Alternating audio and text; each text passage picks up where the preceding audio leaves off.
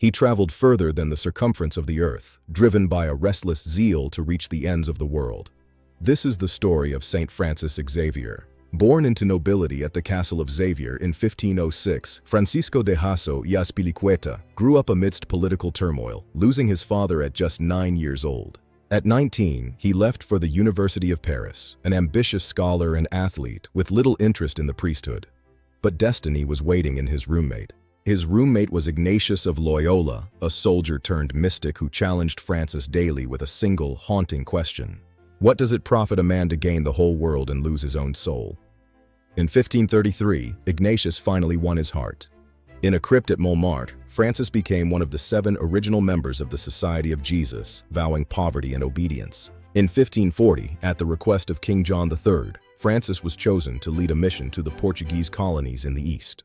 The 13-month voyage was grueling. Francis spent his time serving the sick, surviving a winter stopover in Mozambique before reaching India. He arrived in Goa on May 6, 1542. He found a city in spiritual decay and immediately set out to revolutionize its heart. Walking the streets, ringing a handbell, he gathered children and servants for lessons, speaking a language of love and simplicity. He lived among the Paravas, the pearl fishers. He shared their huts, ate their food, and translated prayers into their local Tamil tongue.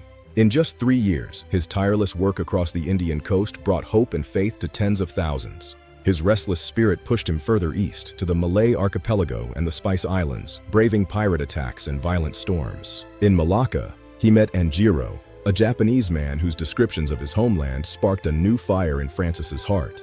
Japan was calling. On August 15, 1549, Francis became the first Christian missionary to set foot in Japan, landing at Kagoshima.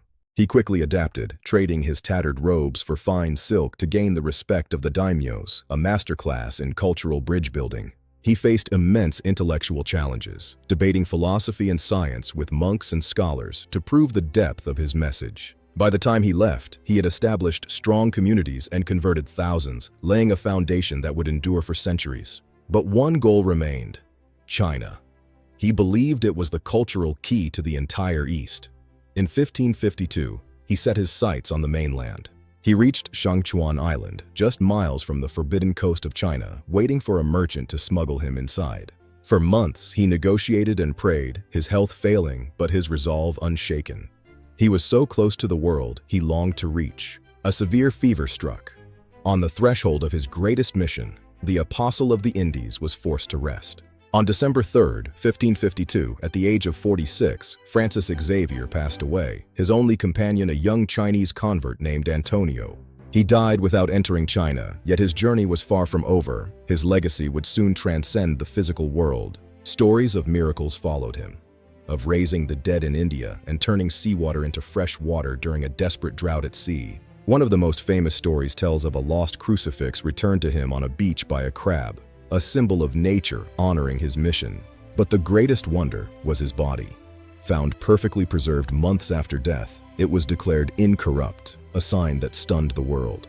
Today, his remains rest in the Basilica of Bom Jesus in Goa, where millions of pilgrims travel every decade to catch a glimpse of the saint. He traveled over 38,000 miles, a distance greater than a journey around the entire world, all for the sake of his faith. In 1622, he was canonized alongside his mentor, Ignatius. Together, they had changed the course of history.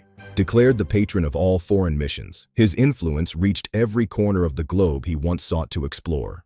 Today, his name lives on in hundreds of schools, universities, and hospitals worldwide, continuing his legacy of service and learning. Francis Xavier's life was a whirlwind of travel, cultural adaptation, and a restless desire to bridge the worlds of the East and West. He taught us that a single soul, fueled by conviction, can truly move the world. Thank you for joining us on this journey.